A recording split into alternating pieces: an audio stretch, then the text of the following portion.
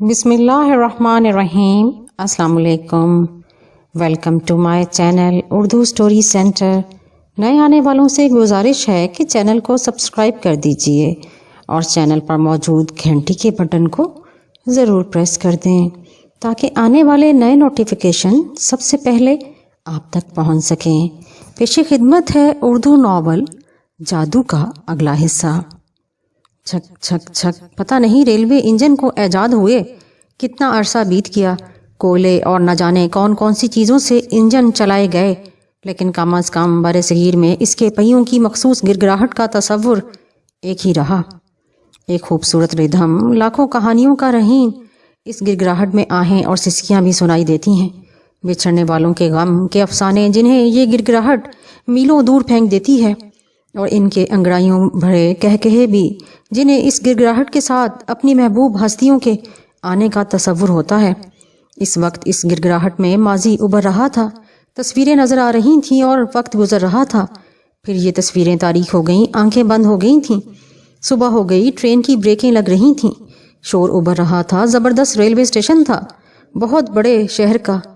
Train خالی ہونے لگی، میں بھی نیچے اتر گیا، بھوک لگ رہی تھی۔ ایک خوانچہ فروش کے سامنے جا رکا، پوری بھاجی بیچ رہا تھا، اس سے پوریاں خرید کر کھائیں، پانی پیا اور ریلوے اسٹیشن سے باہر جانے والے راستے پر چل پڑا۔ بہت خوبصورت شہر تھا، زندگی سے بھرپور، پیٹ بھر گیا تھا، طبیعت میں ایک جولانی سی ابھر رہی تھی۔ فٹ پاتھ پر چلتا رہا، کوئی فکر فاقہ نہیں تھا، ماحول پر نگاہ رکھی ہوئی تھی۔ میرا کیس پرانا ہو گیا ہے، ڈاکٹر نیمو کا قاتل ڈاکٹر کامران کسے یاد ہوگا؟ سب میری ہی تلاش میں تو نہیں بھٹک رہے ہوں گے؟ خیال رکھوں گا اور خطرناک لمحات سے بچنے کی کوشش کروں گا۔ کوئی خاص خیال ذہن میں نہیں تھا، گرمی بڑھتی جا رہی تھی۔ ایک پارک نظر آیا جس میں ہرے بھرے درخت جھول رہے تھے، گرمی سے بچنے کے لیے اس میں داخل ہو گیا۔ یہاں خوب ٹھنڈک تھی، گھاس پر لیٹ کر سوچنے لگا اور ایک حکایت یاد آنے لگی۔ کسی نے کسی بزرگ سے کہا کہ جب تقدیر میں لکھ دیا گیا ہے کہ وہی ملے گا جو تقدیر میں لکھا ہے، تو پھر دعا مانگنے سے کیا فائدہ؟ تو بزرگ نے جواب دیا کہ ممکن ہے تقدیر میں یہی لکھا ہو کہ جو کچھ ملے گا وہ دعا مانگنے سے ہی ملے گا۔ چنانچہ عمل میں سب کچھ ہے، مجھے اس کنوتیت سے نکل کر عملی طور پر ہی کچھ کرنا چاہیے۔ جو میرا کام ہے وہی کروں اور ان لمحات سے محتاط رہوں جو میری زندگی کے لیے خطرہ ہیں۔ ویسے بھی زندہ رہنے کے لیے تحریک ضروری ہے، جوان ہوں، تندرست ہوں، کام کرنا ضروری ہے۔ بہت سے منصوبے ذہن میں آتے رہے، دیر تک پارک میں بیٹھا رہا، پھر وہاں سے نکل کر سڑک پر چلنے لگا۔ گرمی کی وجہ سے سڑکوں کی رونق کم ہوتی جا رہی تھی، بڑی بڑی دکانوں اور شوروموں کے شٹر گرنے لگے تھے۔ میں چلتا رہا، اچانک کسی ایمبولینس کی آواز نے اپنی طرف متوجہ کر لیا اور میں ادھر دیکھنے لگا۔ ایک ایمبولینس تیزی سے آ رہی تھی، میرے پاس سے گزر کر وہ آگے بڑھی اور تھوڑے فاصلے پر ایک خوبصورت گیٹ سے اندر داخل ہو گئی۔ تب میں نے اس گیٹ کی عمارت پر لکھا نام پڑھا، دھرم سماج ہسپتال۔ ہسپتال، ایک عجیب سا احساس میرے دل میں ابھرا۔ میں والہانہ آگے بڑھا اور میرے قدم مجھے ہسپتال میں لے گئے۔ بے حد خوبصورت بنا ہوا تھا، جدید ترین عمارت تھی۔ میرے دل میں نہ جانے کیا کیا خیالات آنے لگے، اپنا کراچی، اپنا ہسپتال، وہاں کے ڈاکٹر، وہاں کے معمولات۔ ایک رکت سی طاری ہو گئی، آنکھیں بھیگ گئیں۔ میں ہسپتال میں گھومتا رہا، پھر اوپری منزل کے ایک کوریڈور سے گزر رہا تھا کہ ایک کمرے کا دروازہ کھولا اور پولیس کے ایک بڑے افسر کی وردی میں ایک شاندار شخصیت کا مالک شخص باہر نکلا۔ اس کے ساتھ اس سے نچلے رینک کے 2 افسر اور تھے۔ بالکل اتفاق سے میرا اس کا سامنا ہوا اور دوسرے لمحے میرے بدن میں سرد لہریں دوڑ گئیں۔ میں نے اسے ایک نگاہ میں پہچان لیا، یہ پولیس کمشنر سریش چندر تھا، ڈاکٹر نیمو کا بھتیجا۔ سریش چندر، جس نے آگرے میں مجھے اس وقت گرفتار کیا تھا جب میں ڈاکٹر شکلا کے ساتھ اس کے گھر گیا تھا۔ ایک لمحے کے لیے میرے اعصاب کشیدہ ہوئے، لیکن میرے قدم نہیں رکے، میں آگے بڑھتا چلا گیا۔ سریش بھی آخر پولیس والا تھا، اس نے بھی مجھے دیکھا تھا۔ دفتن مجھے اپنے عقب سے آواز سنائی دی، اے مسٹر، رکو رکو۔ وہی تھا، اس نے مجھے پہچان لیا۔ دوسرے لمحے میں نے دوڑ لگا دی اور مجھے اپنے عقب میں آوازیں سنائی دیں، پکڑنا، لینا، جانے نہ پائے۔ پھر دوڑتے ہوئے قدموں کی آوازیں۔ میں بڑک رفتاری سے دوڑنے لگا۔ راہداری میں اکا دکا لوگ آ جا رہے تھے، اس لیے مجھے امید تھی کہ سریش گولی نہیں چلائے گا۔ راہداری ایک طرف مڑی تو مجھے 2 زینے نظر آئے، ایک اوپر جا رہا تھا، دوسرا نیچے۔ ایک لمحے میں فیصلہ کیا کہ مجھے کہاں جانا چاہیے۔ چنانچہ نیچے والے زینے سے نیچے اترنے لگا۔ زیادہ سیڑھیاں نہیں تھیں، نیچے پہنچ گیا، گراؤنڈ فلور پر آ گیا تھا، لیکن یہی سیڑھیاں اور نیچے گئی تھیں۔ غالباً بیسمنٹ تھا، باہر جانا خطرناک ہو سکتا تھا۔ اوپر گیلری سے مجھے دیکھا جا سکتا تھا۔ ہسپتال کے بیسمنٹس کے بارے میں مجھ سے زیادہ اور کون جان سکتا تھا؟ پورے ہسپتال کے نیچے پھیلے ہوتے ہیں اور جگہ جگہ اوپر جانے کے راستے ہوتے ہیں۔ اس وقت چھپنے کے لیے جگہ درکار تھی، اس لیے میں بیسمنٹ میں اتر گیا۔ میرا اندازہ ٹھیک تھا، عظیم الشان بیسمنٹ تا حد نگاہ پھیلا ہوا تھا۔ اس میں بے شمار کمرے بنے ہوئے تھے، لمبے چوڑے کوریڈور تھے۔ میں کوئی مناسب جگہ تلاش کرنے لگا۔ ابھی تک کوئی ٹھوس فیصلہ نہیں کر سکا تھا کہ کیا کرنا چاہیے۔ 2-3 کمروں کے دروازے کھول کر اندر جھانکا، خالی پڑے ہوئے تھے، وہاں کچھ نہیں تھا۔ ایک کمرے پر کلاک روم لکھا ہوا تھا، اس کا دروازہ کھول کر جھانکا تو وہاں کپڑوں کے انبار نظر آئے۔ وسیع و عریض کمرے میں الماریاں بنی ہوئی تھیں اور ان میں ایپرن لٹکے ہوئے تھے۔ اس کے علاوہ اور بھی بے شمار چیزیں تھیں۔ میں اندر داخل ہو گیا۔ یہاں آ کر میں نے فیصلہ بدل دیا۔ یہاں چھپنے کے بجائے اگر باہر نکلا جائے اور حالات کا جائزہ لیا جائے تو زیادہ بہتر رہے گا۔ جو ہی موقع ملے یہاں سے نکل جایا جائے۔ میں نے الماریاں کھول کھول کر دیکھیں، ان میں ساری چیزیں میرے کام کی تھیں۔ چنانچہ ایک الماری سے اپنے سائز کا سفید کوٹ نکالا، وہیں سے ماسک بھی مل گیا تھا۔ کوٹ پہن کر ڈاکٹرز ماسک چہرے پر لگایا۔ ایک طرف نکارا اسٹیتھوسکوپ بھی مل گئے، ان میں سے ایک اسٹیتھوسکوپ اٹھا کر گلے میں لٹکایا اور پورا ڈاکٹر بن کر کمرے سے باہر نکل آیا۔ اب مجھے اوپر جانے والے راستے کی تلاش تھی، جو مجھے فوراً مل گیا۔ سیڑھیاں طے کر کے اوپر پہنچا ہی تھا کہ ایک لیڈی ڈاکٹر گھبرائی ہوئی میری طرف دوڑی۔ ڈاکٹر ترویدی جلدی آئیے، پلیز جلدی آئیے، سرجن شاہ کے بیٹے کا کار ایکسیڈنٹ ہوا ہے، سر کی ہڈیاں چور چور ہو گئی ہیں، اس کا آپریشن کرنا ہے۔ سرجن اس کا اسکین دیکھ کر بے ہوش ہو گئے ہیں، اگر فوری آپریشن نہ ہوا تو اس کا نوجوان بیٹا مر جائے گا، آئیے پلیز آئیے۔ لیڈی ڈاکٹر نے میرا بازو پکڑا اور مجھے گھسیٹنے لگی۔ میرا دل چاہا کہ بے اختیار کہہ لگاؤں، دل میں کہا مت چھوڑو میرے مہربانوں، مجھے مت چھوڑو، میں خود تمہیں کہاں چھوڑنا چاہتا ہوں، چلو حاضر ہوں، اپنے منصب کو سر انجام دوں گا، اس کے بعد سزائے موت قبول ہے۔ ڈاکٹر مجھے آپریشن تھیٹر میں لے گئیں۔ زخمی نوجوان آپریشن ٹیبل پر پڑا ہوا تھا، بے حد خوبصورت، کوئی 19 سالہ نوجوان تھا۔ آپریشن تھیٹر کا ماحول بے حد گمبھیر تھا، کئی ڈاکٹر اور نرسیں خاموش کھڑے ہوئے تھے۔ تھوڑے فاصلے پر ایک پروقار شخصیت کا مالک عمر رسیدہ ڈاکٹر ٹیبل پر بے ہوش پڑا ہوا تھا اور وہ ڈاکٹر اس کی دیکھ بھال کر رہے تھے۔ ڈاکٹر شاہ آپریشن کے لیے آئے لیکن ان کے اعصاب بے قابو ہو گئے اور وہ بے ہوش ہو گئے۔ ایک ڈاکٹر نے مجھے بتایا۔ ظاہر ہے میں کیا جواب دیتا، میں نے خاموشی سے نوجوان پر نظریں جما دی اور میری خوشی کی حد نہ رہی جب میری آنکھوں نے اس کے دماغ میں جھانک کر ساری کیفیت دیکھ لی۔ خدا کی قدرت سے اس کے برین کو کوئی نقصان نہیں پہنچا تھا، بس ہڈیاں ٹوٹی تھیں۔ میں نے بڑی مہارت سے آپریشن شروع کر دیا۔ اپنا کام کرتے ہوئے میں سب کچھ بھول گیا۔ پورے 2 گھنٹے تک میں نے سر نہیں اٹھایا۔ پھر اپنے کام سے فارغ ہو کر میں نے دوسرے ڈاکٹروں کو اس کی بینڈیج کرنے کا اشارہ کیا اور ڈاکٹر اپنے کام میں مصروف ہو گئے۔ میں چارٹ پر ہدایات اور آپریشن کی تفصیل لکھنے لگا۔ دوسری تجاویز بھی میں نے لکھی اور چارٹ ایک نرس کے حوالے کر کے دروازے کی طرف چل پڑا۔ باہر نکل کر میں نے چاروں طرف دیکھا، کمبخت سریش چندر نے اور پولیس کی نفری بلا لی تھی۔ تمام گیٹ سیل کر دیے گئے تھے اور پولیس کے جوان ہر شخص کی کڑی نگرانی کر رہے تھے۔ اندازہ ہو گیا کہ اسپتال سے باہر نکلنا مشکل ہے، اب کیا کروں؟ اچانک سامنے سے کچھ پولیس کے جوان آتے نظر آئے، ایک ایک فرد کو گھور گھور کر دیکھ رہے تھے۔ میں رکے بغیر آگے بڑھا اور ایک کمرے کا دروازہ کھول کر اندر داخل ہو گیا۔ یہ بھی شاید کسی ڈاکٹر کا کمرہ تھا اور ڈاکٹر کسی کام سے گیا ہوا تھا، کیونکہ کرسی پر اس کا کوٹ لٹکا ہوا تھا، گہرے براؤن رنگ کے۔ اس کوٹ کو کرسی سے اتارا اور سفید کوٹ اس کی جگہ لٹکا دیا۔ پہن کر دیکھا تو بالکل فٹ تھا۔ کمرے میں نظر دوڑائی تو واش روم کا دروازہ نظر آیا۔ واش روم میں داخل ہو گیا، وہاں دوسرا دروازہ نظر آیا جو راہداری میں کھلتا تھا۔ ماسک اتار کر ڈسٹ بن میں پھینکا اور اس دروازے سے باہر نکل آیا۔ خدا کی پناہ، یہ سریش چندر بھی کم وقت کانا دجال تھا۔ ابھی راہداری میں چند قدم ہی آگے بڑھا تھا کہ سامنے سے آتا نظر آیا۔ پولیس کے دوسرے آفیسر بدستور اس کے ساتھ تھے۔ میں بدحواس ہو کر پلٹنے کا ارادہ ہی کر رہا تھا کہ بائیں ہاتھ پر نیچے جانے کا راستہ نظر آیا اور میں نے سیڑھیوں کی طرف چھلانگ لگا دی۔ یہ راستہ بھی بیسمنٹ میں جاتا تھا۔ نیچے مختلف سمت راہداریاں نظر آئیں۔ ایک راہداری کی طرف دوڑا، اسی وقت پیچھے ہنگامے کی آواز آئی۔ سریش نے مجھے پھر دیکھ لیا تھا اور اب وہ زینے اتر رہے تھے۔ اس راہداری کا اختتام بھی ایک اور زینے میں ہو رہا تھا۔ اور جو نیچے جا رہا تھا۔ میرے ذہن میں ایک خیال آیا، اگر مجھے غلط فہمی نہیں ہو رہی تو یہ راستہ سرد خانے کو جا رہا ہوگا، مردہ گھر جہاں لوارث لاشیں رکھی جاتی ہیں۔ بالکل ٹھیک اندازہ تھا۔ ایک فولادی دروازہ جو اسٹیئرنگ سے کھلتا تھا نظر آیا۔ خدا کرے یہ لاک نہ ہو، میں نے دعا کی اور اسٹیئرنگ گھمایا۔ دروازہ کھل گیا اور میں سرد خانے میں داخل ہو گیا۔ چاروں طرف حیرت انگیز مناظر بکھرے ہوئے تھے۔ بڑے بڑے سٹیل ریک نظر آ رہے تھے جن میں لاشیں رکھی ہوئی تھیں۔ ایک انتہائی ناگوار بو پھیلی ہوئی تھی۔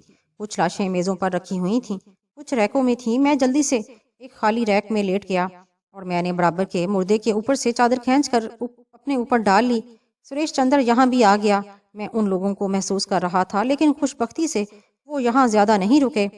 اول تو یہاں کی بدبو، پھر ٹھنڈک، ان دونوں چیزوں نے میری مدد کی اور وہ جلدی سے باہر نکل گئے۔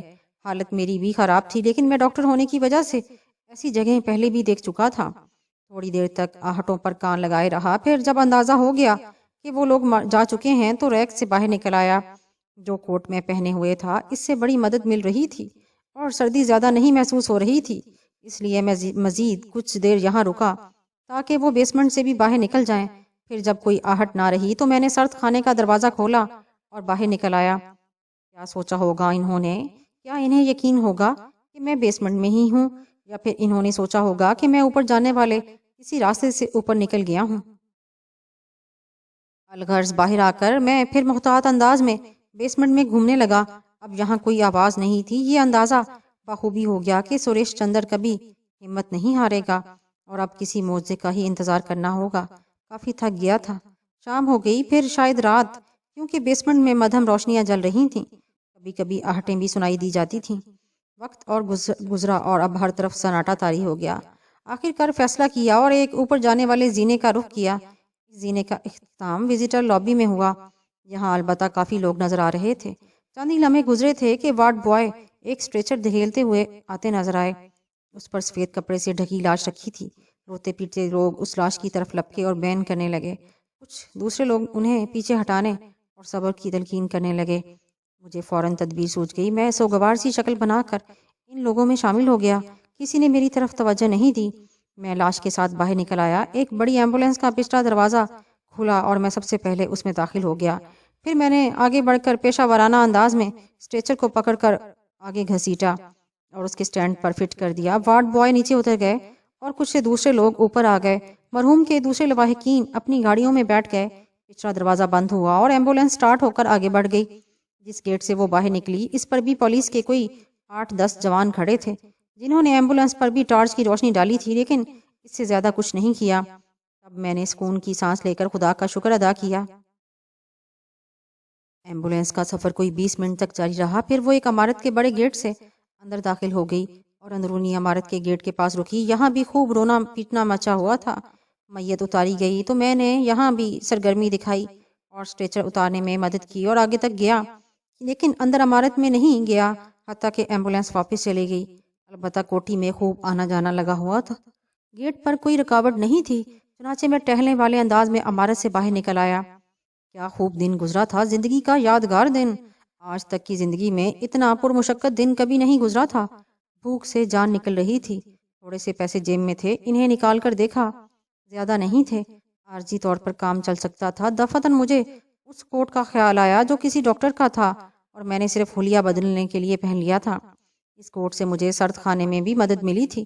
دیکھوں تو صحیح کس کا ہے، ہو سکتا ہے اندر نام پتہ نکل آئے۔ نام پتہ تو کسی کا نہیں نکلا تھا، لیکن کوٹ سے کرنسی نکل آئی تھی جو کافی تعداد میں تھی۔ تھوڑی سی کشمکش دل میں ہوئی، لیکن دماغ کوئی فیصلہ نہیں کر سکا۔ پھر میں نے کسی ہوٹل کی تلاش میں نظریں دوڑائیں۔ کچھ دور پیدل چل کر آخر کار ایک ہوٹل نظر آ گیا۔ مسلم ہوٹل تھا، چنانچہ کھانے میں قباحت نہیں ہوئی۔ میں نے ہوٹل کے ویٹر سے کہا، بھائی میں مسافر ہوں، باہر سے آیا ہوں، آس پاس ٹہلنے کے لیے کوئی جگہ مل سکتی ہے؟ یوں نہیں بھائی میاں، پیچھے چلے جاؤ، عوامی ہوٹل کا بورڈ نظر آ جائے گا، ہاں ہوا کمرے میں بھی مل جاتے ہیں۔ بیٹے نے اپنی زبان میں کہا۔ عوامی ہوٹل عوامی ہی تھا، مگر صاف ستھرا۔ کمرے میں سہولیات زندگی موجود تھیں۔ ویسے بھی اب ماضی کو دل سے نکال پھینکنا تھا۔ بچپن سے خوب عیش و آرام سے زندگی گزاری تھی۔ والد درویش صرف تھے، لیکن چچا صاحب کے تعاون سے کاروبار کر کے اچھی آمدنی ہو جاتی تھی۔ بھائی تھے جنہوں نے ہمیشہ بھرپور محبت دی تھی۔ اس دن بابا صاحب کے تعاون سے گھر میں جو کچھ دیکھا تھا اس پر آج تک حیرت تھی کہ انہوں نے میری جدائی کیوں فراموش کر دی، لیکن ٹھیک تھا، آخرکار لوگ مرنے والوں کو بھی صبر کر لیا کرتے ہیں۔ کبھی کبھی مجھے سب یاد آ جایا کرتے تھے اور دل اداس ہو جاتا تھا۔ عوامی ہوٹل مسلم ہوٹل تھا، حلال گوشت مل جاتا تھا، مسلمان باورچی جو گائے کے گوشت کے علاوہ سب کچھ پکاتے تھے۔ یہاں وقت سکون سے گزرا۔ دوسرے دن ناشتے کے بعد سوچا کہ ضروریات زندگی کا کچھ سامان خرید لیا جائے۔ کپڑوں وغیرہ کی ضرورت تھی۔ دکانیں کھلنے کے وقت کا انتظار کیا، پھر باہر نکل آیا۔ ہوٹل سے باہر نکلا ہی تھا کہ وہ ویٹر نظر آ گیا جس نے مجھے عوامی ہوٹل کا پتہ بتایا۔ مجھے دیکھ کر سلام کیا اور میرے پاس آ گیا۔ سب خیر ہے بھائی میاں؟ تمہاری دعا ہے، کیا نام ہے تمہارا؟ فتح محمد، فتو کہویں ہیں سب۔ ہوٹل میں ٹھکانہ مل گیا۔ ہاں فتو میاں، یہاں دکانیں وغیرہ نظر نہیں آ رہی۔ بازار کہاں ہے؟ لو وہ کیا رے، سونا منڈی کے پیچھے چلے جاؤ، بازار ہی بازار ہے۔ اور یہ سونا منڈی کہاں ہے؟ میں نے مسکرا کر پوچھا۔ اس نے مجھے تفصیل سے سونا منڈی کے بارے میں بتایا۔ میں نے اس کا شکریہ ادا کیا اور پھر بازار کی طرف چل پڑا۔ بازار کھل گئے، میں نے ضرورت کی چیزیں خریدی اور سوٹ کیس لے کر واپس چل پڑا۔ ایک فٹ پاتھ کے پاس سے گزرتے ہوئے اچانک میرے قدم رک گئے۔ یہاں ایک اخبار فروش آج کے اخبار سجائے بیٹھا تھا۔ اخبار کے پہلے صفحے پر ہی میری تصویر چھپی ہوئی تھی۔ یہ تصویر اس وقت کی تھی جب میں ڈاکٹروں کی کانفرنس میں شرکت کے لیے آیا تھا اور میرا خصوصی استقبال کیا گیا تھا۔ اس میں شاندار سوٹ میں ملبوس اور بہت حشاش بشاش نظر آ رہا تھا۔ اس وقت جن مصائب اور حالات سے گزر رہا تھا انہوں نے میری شکل بدل دی تھی، اب آسانی سے نہیں پہچانا جا سکتا تھا۔ یہ اخبار اٹھایا تو اس کے ساتھ دوسرے اخبارات بھی تھے اور ان سب میں میری مختلف تصویریں نظر آ رہی تھیں۔ 4 اخبار خریدے اور انہیں لے کر چل پڑا۔ دل کچھ عجیب عجیب سا ہو رہا تھا۔ میں پھر اخبارات کی زینت بن گیا ہوں۔ دیکھوں اب میرے بارے میں کیا گل افشانی کی گئی ہے۔ کمرہ بند کر کے اخبارات اٹھا لیے۔ پہلے اخبار میں لکھا تھا، دنیا کا سب سے حیرت انگیز ڈاکٹر۔ یہ وہ شخص ہے جو پڑوسی ملک سے میڈیکل کانفرنس میں شرکت کرنے آیا تھا، لیکن یہاں ایک جرم کر بیٹھا اور قاتل بن گیا۔ لیکن پھر اس نے پولیس کے اعلیٰ ترین لوگوں کو ایسے چکر دیے کہ محکمہ پولیس گھن چکر بن گیا۔ یہاں اس نے بڑی بے خوفی سے کئی ایسے مریضوں کے حیرت ناک علاج کیے جو موت کی وادیوں کا سفر کر رہے تھے اور وہ صحت یاب ہو گئے تھے۔ یہ شخص مسلمان ہے، لیکن اس نے ہندو مسلمان کا فرق کیے بغیر صرف انسانی فرض ادا کیا ہے۔ اس کے علاوہ خیال کیا جاتا ہے کہ یہ کوئی روحانی شخصیت ہے، کیونکہ یہ کئی بار گرفتار ہوا ہے مگر صاف نکل جاتا ہے۔ پچھلے دن پولیس کمشنر سریش چندر جی جو کسی سرکاری کام سے آئے تھے نے اسے دھرم سماج ہسپتال میں اچانک دیکھا اور پہچان لیا۔ یہ فرار ہوا لیکن ہسپتال سے نہ بھاگا، بلکہ پولیس کی زبردست جدوجہد کو ناکام بنا کر اس نے ہسپتال اور ہندوستان کے بہت بڑے سرجن مانک شاہ کے بیٹے وشال شاہ کے سر کا آپریشن کیا، جو ایک ناقابل یقین مہارت کا نمونہ تھا۔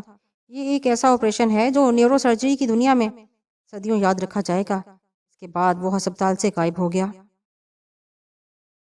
سرجن شاہ نے بیان دیا ہے کہ وہ ہندوستان بھر کے ڈاکٹروں کے ساتھ مل کر ڈاکٹر کامران مسعود کی رکشا کے لیے مہم چلائیں گے۔ اس کے بعد سرجن مانک شاہ کا مختصر بیان تھا۔ اس نے بیان دیا تھا کہ وہ میرے لیے بھگوان کا اوتار بن کر آیا اور میرے بیٹے کا جیون بچا لیا۔ جو آپریشن اس نے کیا میں اس کی تفصیل بعد میں اخبارات کو بتاؤں گا۔ یہ آپریشن نہیں، غیر انسانی کاریگری تھی جو میں ہی نہیں دنیا کا کوئی سرجن نہیں کر سکتا۔ اس بارے میں اتنا ہی کہوں گا کہ اس نے میرے ہوش و حواس ہلا کر رکھ دیے۔ میں ابھی تک حیران ہوں کہ اس نے یہ آپریشن کیا۔ میں تمام جیون اس کو یاد رکھوں گا۔ 3 اخبارات اردو کے تھے، ایک انگریزی کا۔ سب میں میرے بارے میں انہی خیالات کا اظہار کیا گیا تھا۔ ہندی اخباروں نے کیا لکھا تھا اس بارے میں پتہ نہیں تھا۔ ان اردو اخبارات کے ایڈیٹر اور مالکان ہندو تھے، سب کی زبانیں مختلف تھیں۔ 2 میرے بارے میں اچھے جذبات کا اظہار کیا گیا تھا، 2 میں کسی بڑی سازش کے امکانات ظاہر کیے گئے تھے۔ مجھے ہنسی آ گئی، دل میں سوچا کیا مزے کی بات ہے، کچھ بھی نہیں تو کیا۔ میں نے ایک بے ضرر امنگوں بھرا نوجوان تھا، اپنے فن میں کمال حاصل کرنے کا خواہش مند۔ میں نے دیوتا بننے کی خواہش کی تھی، نہ اوتار بننے کی۔ بس چہرے پر میک اپ کرا لیا تھا جس کی بنا پر راندہ درگاہ ہوا تھا۔ کہا گیا تھا کہ ایمان میں پختگی نہیں پیدا ہوئی تھی۔ انسان ہوں میں، گناہوں سے بچنے کا خواہش مند ہوں اور انسان ہی رہنا چاہتا ہوں۔ اپنی بساط سے زیادہ بلندی کا اہل نہیں ہو سکتا۔ بابا صاحب آپ کی امانتیں محفوظ ہیں۔ میں نے آپ کی ہدایت کے مطابق آج تک ان سے استفادہ نہیں کیا۔ میں چاہتا بھی نہیں، کیونکہ وقت تقدیر ہے، وقت تحریر ہے حیات کی۔ کیوں چھپتا پھروں، کیوں اپنی حفاظت کے لیے خوف زدہ رہوں۔ اسی رات اپنی پناہ گاہ سے نکل آیا، ہوٹل کا بل ادا کیا اپنا سامان اٹھایا اور چل پڑا۔ میرا رخ ریلوے اسٹیشن کی طرف تھا۔ لوگوں سے پوچھتا آخر کار اسٹیشن پہنچ گیا۔ ریلوے اسٹیشن پر خوب رونق تھی، سارا ماحول روشنیوں سے جگمگا رہا تھا۔ میرے دل پر بھی کوئی بوجھ نہیں تھا۔ ایک بک سٹال سے ریلوے شیڈول خریدا اور بینچ پر بیٹھ کر اس کا مطالعہ کرنے لگا۔ ہندوستان کے شہروں کے بارے میں معلومات حاصل کرتا رہا۔ ابھی اسی مطالعے میں مصروف تھا کہ شور شرابے کی آوازیں سنائی دیں۔ نظریں اٹھا کر دیکھا، بہت سے لوگوں کا ایک گروہ نظر آیا۔ یہ ننگ دھڑنگ تھے اور صرف نچلے بدن پر دھوتی پہنے ہوئے تھے، سر گھٹے ہوئے تھے، جن کے درمیان بالوں کا بس ایک گچھا تھا۔ ماتھے پر سرخ اور پیلے رنگ نظر آ رہے تھے۔ سامان کے تھیلے میں ان کے ہاتھوں میں لٹکے ہوئے تھے، غالباً کوئی مذہبی رسم ادا کرنے جا رہے تھے۔ میں دلچسپی سے انہیں دیکھتا رہا۔ وہ ایک جگہ جمع ہو گئے تھے اور آپس میں باتیں کر رہے تھے۔ پھر ان میں سے ایک اپنی جگہ سے چل کر چائے کے اسٹال پر پہنچا تو میں بھی اپنی جگہ سے اٹھ گیا۔ اسٹال پر جا کر میں نے چائے مانگی۔ وہ شخص سب کے لیے چائے بنانے کا کہہ رہا تھا۔ میں نے اسے دیکھ کر مسکراتے ہوئے کہا، آپ اپنے لیے چائے بنوا لیں، میں دوسرے اسٹال سے چائے پی لوں گا۔ ارے نہیں، ہمیں تو اس چائے چاہیے جو انہیں بنانی پڑے گی۔ آپ کی چائے تو تیار ہے، اس نے بڑے شائستہ لہجے میں کہا۔ اسی وقت اسٹال والے نے میری طلب کردہ چائے کا کپ میری طرف بڑھایا تو میں نے وہ کپ اس کی طرف بڑھا دیا اور کہا، چلیے پھر آپ ایک کپ چائے میرے ساتھ پی لیجئے۔ نا نا نا، ہم ایک ساتھ چائے پیئیں گے، میں اکیلا پی لوں گا تو وہ برا مانیں گے۔ وہ اچھا، میں نے چائے کا سپ لے کر کہا، کہاں جا رہے ہیں آپ لوگ؟ ہم یاترا پر نکلے ہیں، ابھی متھرا جی جا رہے ہیں، وہاں سے بندرون، پھر گگن شری، اس کے بعد کاشی جی۔ آپ کا شبھ نام؟ کامران مسعود، میں نے جواب دیا۔ وہ بری طرح چونک پڑا، پھر ایک دم پیچھے ہٹ گیا اور بولا، تم مسلمان ہو؟ الحمدللہ۔ میں نے اس کی بدلی ہوئی کیفیت کو محسوس کر لیا۔ رام رام رام، اے چائے والے، کیا نام ہے تیرا؟ دھنی رام مہاراج۔ اسٹال والا بولا، ہم اپنے برتن لا رہے ہیں، اس میں چائے بنانا۔ لا رہے ہیں ہم اپنے برتن، یہ کہہ کر وہ واپس مڑ گیا۔ اس کے چہرے پر کراہت کے آثار تھے۔ میں خاموشی سے وہاں سے ہٹ گیا اور ریلوے کے ٹکٹ گھر پہنچ گیا۔ یہاں سے میں نے متھرا کے لیے ٹکٹ خریدا۔ کوئی خاص مقصد نہیں تھا، بس کہیں نہ کہیں تو جانا تھا۔ یاترا کے لیے متھرا جانے والوں کا کمپارٹمنٹ بھی برابر میں تھا۔ ٹرین کے سفر میں وہ خوب شور مچاتے رہے۔ یہ چھوٹے بڑے اسٹیشن پر اترتے اور بھاگ دوڑ کرتے۔ میں نے دوبارہ ان کے قریب جانے کی کوشش نہیں کی، ان کے مزاج کا اندازہ ہو گیا تھا۔ پھر متھرا آ گیا، اپنی نوعیت کا منفرد شہر تھا۔ ویسے بھی اب کوئی کتنا بھی روایتی شہر ہو، تمام جدید ضروریات زندگی سے آراستہ ہوتا ہے۔ متھرا میں ہر سطح کے ہوٹل تھے۔ دریا جمنا کے کنارے کنارے بے شمار مندروں کے کلش جگمگا رہے تھے۔ یہاں درمیانے درجے کے ہوٹل تھے جو زیادہ تر یاتریوں سے آباد تھے۔ مجھے یہاں سے کافی دور ایک مسلم ہوٹل میں کمرہ حاصل ہو گیا۔ اب میں بس ایک سیاح تھا اور کوئی خاص کام نہیں تھا۔ کچھ ایسی باتیں تھیں جنہیں میں نے گرہ میں باندھ لیا تھا۔ وقت ہی تقدیر ہے۔ انسان کے ساتھ جو کچھ ہوتا ہے وہ وقت اور تقدیر کے اشتراک سے ہوتا ہے۔ چنانچہ کوئی تردد بے مقصد ہے۔ میں حشاش بشاش تھا، ذہن سے ہر بوجھ ہٹا دیا تھا۔ یہ فکر بالکل چھوڑ دی تھی کہ مجھے پہچان لیا جائے گا۔ یہاں بھی اخبار خرید کر دیکھے، لیکن میرا ذکر اب ختم ہو گیا تھا۔ پوجا پاٹ کرنے والے اور پجاریوں کی سرگرمیاں دیکھنے سے تعلق رکھتی تھیں۔ کسی نے ہرے کرشنا مندر کے بارے میں بتایا، جسے ہرے کرشنا ہرے راما تنظیم کے رکن انگریزوں نے تعمیر کیا تھا۔ چنانچہ اسے دیکھنے کی خواہش دل میں پیدا ہو گئی۔ معلومات حاصل کر کے مندر پہنچ گیا۔ یہاں اور بھی مندر تھے، لیکن یہ مندر واقعی اپنی مثال آپ تھا۔ دلچسپ بات یہ تھی کہ یہاں ہندو عبادت گزار کم تھے، بلکہ مضحکہ خیز شکلوں کے انگریز مردوں اور عورتوں کی تعداد بہت زیادہ تھی۔ مردوں نے سر گھٹا کر بیچ میں چوٹیاں رکھی ہوئی تھیں، عورتیں سفید ساڑیاں پہنے نظر آتی تھیں۔ شام کی پوجا کے بعد بندر ناچ شروع ہو جاتا تھا اور فضا نشہ آور ادویات، چرس وغیرہ کی بدبو سے گھٹن آلود ہو جاتی تھی۔ شام کی نسبت دن کا وقت یہاں پرسکون ہوتا تھا۔ دن میں یہاں ویٹرز کے داخلے پر کوئی پابندی نہیں تھی۔ وہ کسی بھی مذہب سے تعلق رکھتے ہوں، مندر کو اندر سے دیکھ سکتے تھے۔ وزٹرز، میں نے یہ مندر دیکھا۔ انگریزوں نے کمال کیا تھا۔ جگہ جگہ بت استادہ تھے اور اس خوبی سے بنائے گئے تھے کہ ایک ایک قدم پر انسان دھوکہ کھا جائے۔ اس وقت میں مہادیو کے مجسمے کے پاس کھڑا اس کی تعمیر کی کاریگری دیکھ رہا تھا کہ ایک انتہائی سریلی لیکن پاٹدار اور پروقار آواز سنائی دی، ہیلو۔ پلٹ کر دیکھا تو ایک خوبصورت چہرہ نظر آیا، سرخ و سفید رنگت، بلند و بالا قد، بھرا بھرا بدن۔ عمر کا صحیح اندازہ نہیں ہو سکا، لیکن انتہائی پرکشش شخصیت تھی۔ مجھے دیکھ کر مسکرائی اور بولی، ڈاکٹر کامران۔ میرے پورے بدن میں چھناکا سا ہوا۔ ایک لمحے کے لیے اعصاب ساکت ہو گئے۔ یہ صرف حیرت کا جھٹکا تھا، اس میں خوف کا ذرا بھی آمیزش نہیں تھی۔ میں دوست ہوں ڈاکٹر کامران، 100% دوست، براہ کرم ایک لمحہ بھی میرے لیے غلط نہ سوچیں۔ جی بہتر، شکریہ، میں نے خود کو سنبھال کر کہا۔ مجھے آپ کی ضرورت ہے ڈاکٹر، وہ بولی۔ تو کیا آپ میری تلاش میں یہاں آئی تھیں؟ میں نے طنزیہ لہجے میں کہا۔ آپ کا طنز بجا ہے، لیکن میں اگر یہ کہوں کہ واقعی میں یہ معلوم کر کے ہی یہاں آئی ہوں کہ آپ یہاں موجود ہیں۔ زبردست انٹیلیجنس ہے آپ کی، میری ذات سے آپ کو ذرا برابر نقصان نہیں پہنچے گا۔ پہلے آپ ذہن میں یہ بات بٹھا لیں، اس کے بعد ہم دوسری باتیں کریں گے۔ چلیے ٹھیک ہے، میں نے کہا۔ آپ میرے ساتھ چلنا پسند کریں گے؟ کہاں؟ فی الحال میرے ہوٹل۔ اس کے بعد میں نے سوال کیا، نئے جہانوں کی سیر پر؟ وہ دلکش مسکراہٹ سے بولی، یعنی پر لوگ؟ میں نے بھی مسکرا کر کہا، ہندی آپ کے منہ سے اچھی لگی۔ ویسے دوست پر لوگ نہیں لے جاتے، بشرطیکہ کہ ان پر بھروسہ کر لیا جائے۔ اگر میں آپ کے ساتھ جانے سے انکار کر دوں تو مجھے بہت دکھ ہوگا۔ آپ میرے بارے میں پولیس کو اطلاع دے دیں گی؟ پولیس؟ وہ طنزیہ ہنسی۔ پولیس آج تک آپ کا کیا بگاڑ سکی ہے جو آپ بگاڑ لے گی؟ ویسے آپ نے مجھے حیران کر دیا، یہ اعتراف کرنے میں مجھے کوئی آر نہیں۔ آپ کون ہیں؟ میری درخواست ہے کہ میرے ساتھ میرے ہوٹل چلیں، واپس آنا چاہیں گے تو کوئی دقت نہیں ہوگی، وہیں باتیں کریں گے۔ میری زندگی حیرتوں سے بھری پڑی تھی، ہمیشہ ایسا عمل ہوتا تھا کہ عقل چکرا کر رہ جاتی تھی۔ اب یہ محترمہ گفتگو سے خاصی معقول لگتی تھیں اور میرے بارے میں اتنا ضرور جانتی تھیں کہ میں کون ہوں۔ دیکھا جائے کہ یہ خود کون ہے۔ چلو گے؟ اس نے پوچھا۔ ہاں، میں نے مختصراً کہا اور وہ خاموش ہو گئی۔ اس نے قدم آگے بڑھا دیے، میں نے بھی اس کے ساتھ قدم بڑھا دیے۔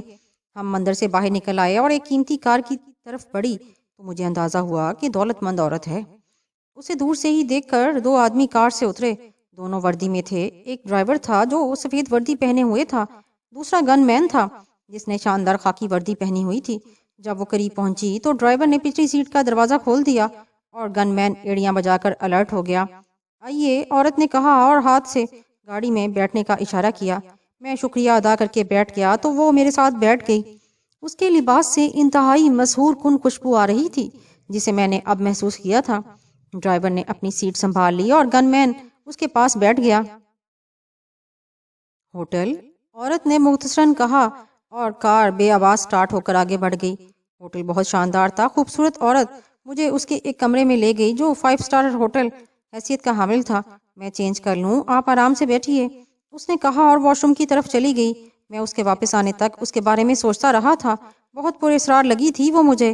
میرے بارے میں کتنی معلومات حاصل تھیں، یہاں تک کہ اسے یہ بھی معلوم تھا کہ میں کس ہوٹل میں ٹھہرا ہوں، کون ہے یہ، آخر مجھ سے کیا چاہتی ہے۔ واپس آئی تو پہلے سے زیادہ دلکش لگ رہی تھی۔ میرے سامنے بیٹھ گئی اور بولی، کیا پئیں گے؟ کافی منگوا لیں، میں نے کہا اور اس نے روم سروس کو فون کر دیا۔ اصولی طور پر آپ کو میرا نام اور میرے بارے میں پوچھنا چاہیے تھا ڈاکٹر کامران، لیکن کوئی بات نہیں، میں خود آپ کو اپنا نام بتائی دیتی ہوں۔ میرا نام سندھورتا ہے، تعلق راجوڑوں سے ہے۔ آپ نے راجپوتانہ کی ریاست الور کے بارے میں سنا ہوگا۔ نہیں، میں نے صاف گوئی سے کہا۔ اچھا، یہ ریاست ٹونک کے مشرقی سمت واقع تھی۔ میں اس لیے کہہ رہی ہوں کہ اب ہندوستان میں ریاستوں کا وجود کہاں ہے؟ جی، میں نے مختصراً کہا، الور کے نواح میں راج ونسی پریوار بہت مشہور تھا، اب بھی اس کے لوگ وہاں آباد ہیں۔ آپ کا تعلق اسی خاندان سے ہے؟ ہاں، ونسی پریوار سے۔ آپ وہیں رہتی ہیں؟ میں جے پور میں رہتی ہوں، وہیں کوٹھی بنائی ہے۔ میں نے ہندوستان کے بیشتر حصوں میں میرے کئی کاروبار پھیلے ہوئے ہیں جن کی دیکھ بھال میرے لوگ کرتے ہیں۔ بہت دولت مند خاتون ہیں آپ، میں نے کہا۔ دولت؟ وہ طنزیہ ہنسی، پھر جلدی سے بولی، آپ کو دولت سے دلچسپی ہے؟ نہیں، میں نے اطمینان سے کہا، میں جانتی ہوں۔ اس کا جواب بھی پر اعتماد تھا۔ آپ میری حیرت رفع کریں گی، آپ نے بہت سی حیرت انگیز باتیں کی ہیں جنہیں میں نہیں سمجھ سکا ہوں۔ آپ کو میرے بارے میں اتنی معلومات کہاں سے حاصل ہوئیں؟ یہی نہیں بلکہ آپ نے کہا ہے کہ آپ میرے لیے ہی مندر پہنچی تھیں۔ صرف مندر ہی نہیں، میں جے پور سے متھرا آپ کے لیے ہی آئی ہوں۔ اوہ، میں نے کہا، کیونکہ مجھے آپ کی ضرورت تھی۔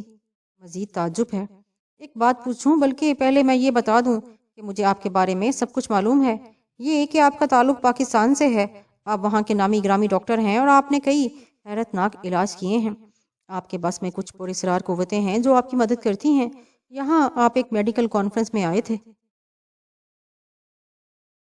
اس نے ڈاکٹر نیمو کے قتل اور اس کے بعد سے پولیس سے میری آنکھ مچولی کی پوری داستان سنا دی۔ پھر بولی، بس ایک بات پر مجھے بڑی حیرت ہے۔ وہ کیا؟ میں نے دلچسپی سے پوچھا۔ آپ کے بس میں پوشیدہ قوتیں ہیں تو آپ ان کی مدد سے اپنے دیش واپس کیوں نہیں چلے گئے؟ اس کی ایک ہی وجہ ہو سکتی ہے، میں نے مسکرا کر کہا۔ کیا میرے بس میں پوشیدہ قوتیں نہیں؟ میں نہیں مانتی، سوری، وہ بولی، پھر کہنے لگی، اچھا یہ بتائیے کہ آپ نے انوکھے علاج نہیں کیے؟ آپ انہیں انوکھا کہہ سکتی ہیں لیکن میں ڈاکٹر ہوں، میں نے کہا، اور وہ مجھے دیکھنے لگی۔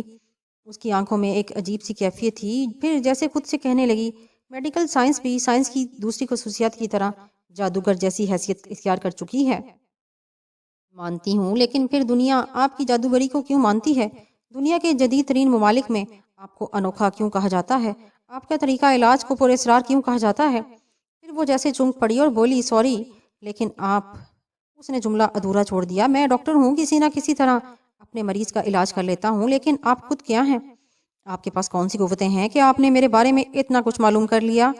میری بات سن کر وہ ہنس پڑی۔ ہاں، سوال تو ہے، ایک بات پوچھوں؟ جی ضرور پوچھیے۔ آپ اپنے دیش کے کسی مشن پر کام کر رہے ہیں؟ یہاں آپ کے دوسرے مددگار بھی ہیں، یعنی جاسوسی؟ میں نے سوال کیا۔ سوری، اگر واقعی ایسا ہے تو میں بھلا اس کا اعتراف کیوں کروں گا؟ پلیز بتائیں، میں اس سوال کے بعد آپ سے کچھ کہنا چاہتی ہوں۔ نہیں، میرا کوئی مشن نہیں۔ آپ کو علم ہے کہ میں میڈیکل کانفرنس میں اپنے وطن کے ڈاکٹروں کے ساتھ آیا تھا۔ جاسوس ہوتا تو اس طرح کسی کو قتل کر کے خود کو مشکوک نہ کرتا۔ مجھے کچھ وقت دیں گی؟ اس نے کہا۔ میں نہیں سمجھا۔ میرے ساتھ جے پور چلیں گے؟ کیوں؟ مجھے ایک مریض کا علاج کرانا ہے، ایک انوکھے مریض کا علاج جو آپ کے سوا اور کوئی نہیں کر سکے گا۔ کیا مرض ہے اسے؟ اس کی تشخیص بھی آپ کریں گے؟ علامات کیا ہیں؟ تکلیف کیا ہے؟ یہ مریض خود بتائے گا۔ عجیب بات نہیں ہے؟ ہے، لیکن آپ اگر مجھ پر بھروسہ کر سکیں، وہ سنجیدگی سے بولی۔ میں تیار ہو گیا، مجھے اور کیا کرنا تھا؟ تجربات ہی زندگی کی لاٹھی بنے ہوئے تھے، موت کا خوف ایک لمحے کے لیے بھی نہیں تھا۔ جو بھی ہو جائے، جس وقت ہو جائے۔ میرے راضی ہونے پر وہ ایک دم خوش ہو گئی، پھر بولی، ہم کل متھرا چھوڑ دیں گے، اب میں آپ کو کہیں نہیں جانے دوں گی۔ میرے ملازم آپ کا سامان آپ کے ہوٹل سے لے آئیں گے، اور فکر نہ کریں، میں ابھی آپ کے رات کے قیام کے لیے کمرہ حاصل کر لیتی ہوں۔ میں نے اعتراض نہیں کیا۔ جلدی ہی میں اس کمرے کے سامنے والے روم میں 3 کمرے چھوڑ کر منتقل ہو گیا۔ بڑی حیرت ناک بات تھی، پولیس اور انٹیلیجنس ہر طرف مجھے تلاش کرتی پھر رہی تھیں اور مجھے پانے میں ناکام رہتی تھیں، لیکن میری ضرورت مند لوگ آسانی سے مجھ تک نہیں پہنچے تھے۔ یہ سوال میرے ذہن میں پیدا ہوا تو ایک آواز کانوں میں ابھری، وقت ہی تقدیر ہے، تمہاری بھی دوسروں کی بھی۔ میرے رونگٹے کھڑے ہو گئے، کتنی جلدی بھول جاتا ہوں، مگر مجھے یاد دلا دیا جاتا ہے۔ آنکھوں سے آنسو نکل آئے۔ ایک اجنبی آواز سنی جو دل سے نکلی تھی، ضروری نہیں کہ تیری دل جوئی کی جائے، کام کرنے والے تیرے کام آتے ہیں، ورنہ تو کچھ بھی نہیں، کسی بھی لمحے تیری لاش کتوں کی طرح سڑک پر گھسیٹی جا سکتی ہے۔ ہاں جانتا ہوں، شکر گزار ہوں۔ تیری زبان کہتی ہے کہ ہاں جے پور چلوں گا، تو تیری زبان نہیں، وقت بولتا ہے، تقدیر بولتی ہے۔ عشاء کا وقت ہو رہا تھا، غسل خانے جا کر وضو کیا اور نماز پڑھنے بیٹھ گیا۔ یکدم رکت طاری ہو گئی، نماز کے دوران بھی آنکھیں آنسوؤں میں ڈوبی رہیں۔ پھر سلام پھیرا تو سندورتا نظر آئی، صوفے پر بیٹھی ہوئی تھی اور مجھے عجیب نظروں سے دیکھ رہی تھی۔ میں نے تعجب سے دروازے کی طرف دیکھا، کمرے کا دروازہ لاک تو نہیں تھا، لیکن اس کے کھلنے کی تھوڑی بہت آواز تو آنی چاہیے تھی۔ وہ میری آنکھوں کا مفہوم سمجھ کر بولی، آپ عبادت میں مصروف تھے، آپ کو میرے آنے کی خبر ہی نہیں ہوئی۔ میں آپ کی لگن سے بہت متاثر ہوئی ہوں۔ اپنی عبادت میں کتنے ڈوبے ہوئے تھے آپ؟ میں نے کوئی جواب نہیں دیا، اپنی جگہ سے اٹھ کر صوفے پر بیٹھ گیا۔ میرے آنے سے آپ کو حرج تو نہیں ہوا؟ نہیں، میں نماز پڑھ چکا تھا، بس ایسے ہی بور ہو رہی تھی، سوچا آپ سے باتیں کروں۔ بہت دیر تک وہ میرے پاس بیٹھی رہی، پھر اس کے فون پر کال آ گئی اور وہ اٹھ کر چلی گئی، لیکن میں اس کے بارے میں دیر تک سوچتا رہا۔ وہ مجھے کافی پراسرار محسوس ہوئی تھی۔ میری رات پرسکون گزری، رات ہی میرے ہوٹل سے میرا سامان آ گیا۔ دوسرے دن صبح کو ویٹر نے اٹھا دیا، وہ ناشتے کے بارے میں پوچھنے آیا تھا۔ 10 بجے سندھورتا آ گئی، نئے لباس میں بہت دلکش لگ رہی تھی، مجھے دیکھ کر مسکرائی، پھر بڑی اپنائیت سے بولی، چلیں؟ میں تیار ہوں، میں نے جواب دیا تو وہ سیل پر ڈرائیور کو کال کرنے لگی۔ اس نے ہوٹل کا بل پے کرنے کی ہدایت کی تھی۔ کچھ دیر کے بعد ویٹر آ گیا اور انہوں نے میرا سوٹ کیس اٹھا لیا۔ نیچے گن مین اور ڈرائیور گاڑی کے پاس مستعد کھڑے تھے۔ پھر ہم چل پڑے۔ سفید راج ہنس جیسی خوبصورت کار بے آواز تیرتی سفر کرنے لگی۔ وہ میرے برابر بیٹھی ہوئی تھی اور اس کے لباس سے اٹھنے والی خوشبو میری سانسوں سے ٹکرا کر ایک عجیب سا احساس پیدا کر رہی تھی۔